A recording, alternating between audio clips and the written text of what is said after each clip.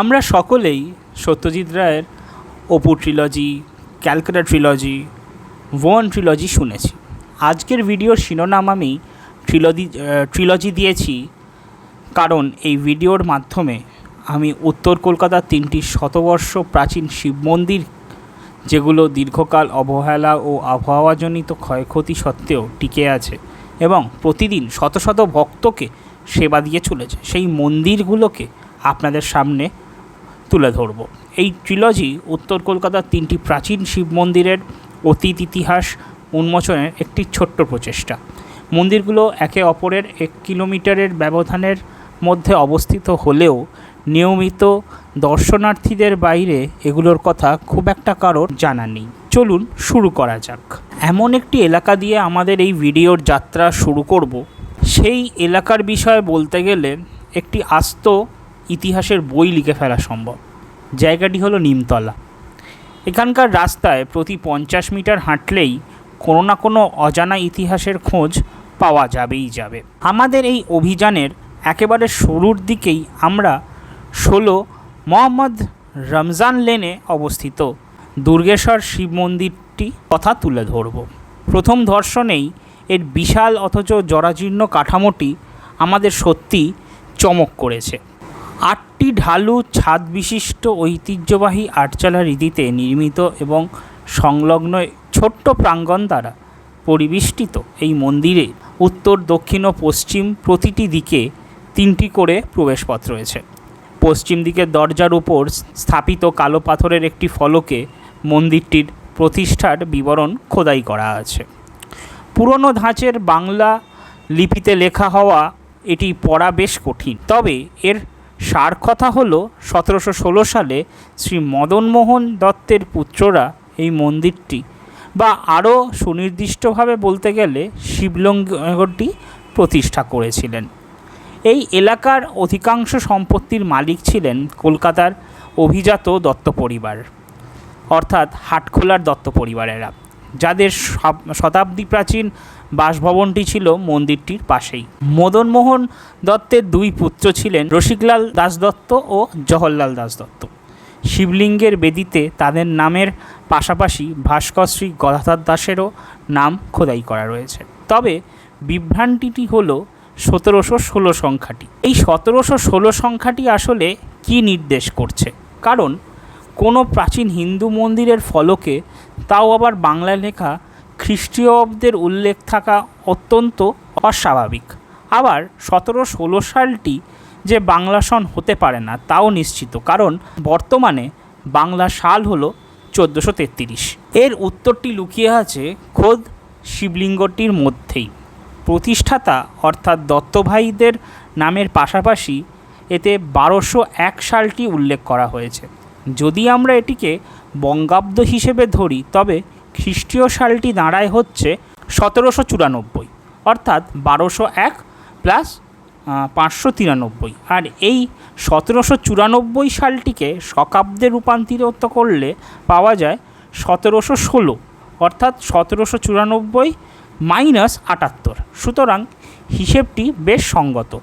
ভিত্তিপ্রস্তরের শকাব্দ উল্লেখ করার রীতিটি সেকালে প্রচলিত ছিল এবং বাংলার অন্যান্য মন্দিরেও এমন নিদর্শন দেখা যায়। এখানে বলে রাখা ভালো, শকাব্দ খ্রিস্টাব্দের চেয়ে 78 বছর এগিয়ে এবং খ্রিস্টাব্দ বঙ্গাব্দের চেয়ে 593 বছর এগিয়ে। অষ্টাদশ ও ঊনবিংশ শতাব্দীতে বাংলায় প্রচলিত মন্দিরে স্থাপত্যের আটচালা রীতিতে নির্মিত এই কাঠামোটি সত্যি বিশাল আকৃতির। কলকাতায় এ আকারের খুব বেশি মন্দির দেখা যায় না। এর আয়তনের তুলনায় উচ্চতাটি বেশ অসামঞ্জস্যপূর্ণ। আটচালা রীতির এই মন্দিরটির দীর্ঘ প্রায় 24 ফুট, প্রস্থ প্রায় 29 ফুট এবং উচ্চতা প্রায় 50 ফুট। মন্দিরের সম্মুখভাগ একসময় পোড়ামাটির কাজ এবং পাংখা রীতির শৈলিক কারুকার্যে সুসজ্জিত ছিল। সময়ের আবর্তে সেই সব নকশা ও অলঙ্করণ প্রায় বিলুপ্ত হয়ে গেছে এবং বর্তমানে কেবল সামান্য কিছুই চিহ্ন অবশিষ্ট রয়েছে। মন্দিরের ভেতরের দেয়ালের রং বোঝা খুবই কঠিন। গর্ভগৃহ জুড়ে বিভিন্ন দেবদেবীর প্রতিমূর্তি রয়েছে কালো পাথরে নির্মিত শিবলিঙ্গটি অত্যন্ত বিশাল আকৃতির এবং এর উচ্চতা প্রায় 10 ফুট। ভক্তরা যাতে সহজে এই পাথরের উপর দুধ ও জল ঢালতে পারেন সেজন্য লিঙ্গটির সাথে একটি লোহার মই যুক্ত করা হয়েছে। প্রবেশপথগুলোর আকার বিবেচনা করে ধারণা করা যায় যে লিঙ্গটি বাইরের কোনো স্থান থেকে আনা হয়নি, বরং গর্ভগৃহের ভেতরেই এটি খোদাই করে তৈরি হয়েছিল।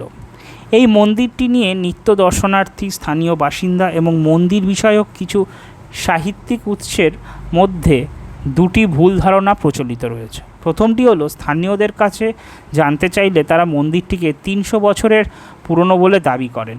সম্ভবত 1716 সালকে এরা প্রতিষ্ঠার বছর ধরে নিয়েছে, কিন্তু প্রকৃতপক্ষে যেমনটি আমি আগেই উল্লেখ করলাম, এর বয়স বর্তমানে ওই 232 বছর। দ্বিতীয় ভুল ধারণাটি মন্দিরটি অভিমুখ বা দিক সংক্রান্ত। কোনো নথিপত্রে মন্দিরটি পশ্চিমমুখী হিসেবে উল্লেখ করা হয়েছে। সম্ভবত ফলকযুক্ত প্রবেশপথটিকে এর সম্মুখভাগ ধরে নিয়ে এমনটা বলা হয়ে থাকে, কিন্তু প্রকৃতপক্ষে এটি উত্তরমুখী, কারণ উত্তর দিকের প্রবেশপথের বাম পাশেই রয়েছে ষাঁড় বা বৃষরূপী নন্দীর কালো পাথরের মূর্তি। হিন্দু ধর্মে নন্দী হলেন দেবতা শিবের বাহন এবং তার অবস্থানের বা আবাসস্থলের দ্বারপাল। কিন্তু কেন এই মন্দিরকে দুর্গেশ্বর বলা হয়?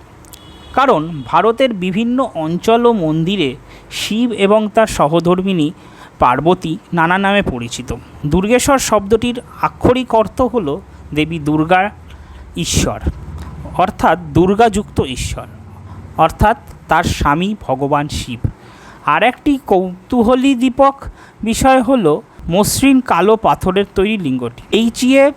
কার্টন তার ক্যালকাটা ওল্ড অ্যান্ড নিউ গ্রন্থে উল্লেখ করেছিলেন যে পাথরের তৈরি এমন মসৃণ লিঙ্গ সচরাচর দেখা যায় না। এই মন্দিরটির অবস্থান ও পরিদর্শনের সময় নিয়েও অনেকে অনেক কিছু বলে থাকেন। আমি যতটুকু জানতে পেরেছি আমি ততটুকুই আপনাদেরকে সামনে তুলে ধরছি। আহিরিটোলা জোড়াবাগান মোড় থেকে নিমতলা ঘাট স্ট্রিট হয়ে পশ্চিমে হুগলি নদীর দিকে এগিয়ে গেছে এবং সার্কুলার রেলওয়ে লাইনের ঠিক আগেই স্ট্র্যান্ড রোডের সাথে গিয়ে মিশেছে। এই সংযোগস্থলে ডান দিকে রয়েছে নিয়ামতুল্লাহ মসজিদ। মসজিদটির পাশেই একটি সরু গলি রয়েছে। নিমতলা ঘাট স্ট্রিট থেকে সেই গলিতে প্রবেশ করলে বাঁদিকে দুর্গেশ্বর মন্দিরটি চোখে পড়বে।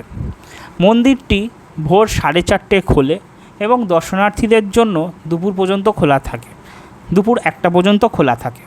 এরপর বিকেল 3:30 এটি পুনরায় খুলে সন্ধ্যা পর্যন্ত দর্শনের সুযোগ থাকে। তবে নির্ধারিত সময়ের বাইরেও মন্দিরটি দক্ষিণ দিকের দরজায় থাকা একটি ছোট্ট ছিদ্র দিয়ে শিবলিঙ্গ দর্শন করা সম্ভব।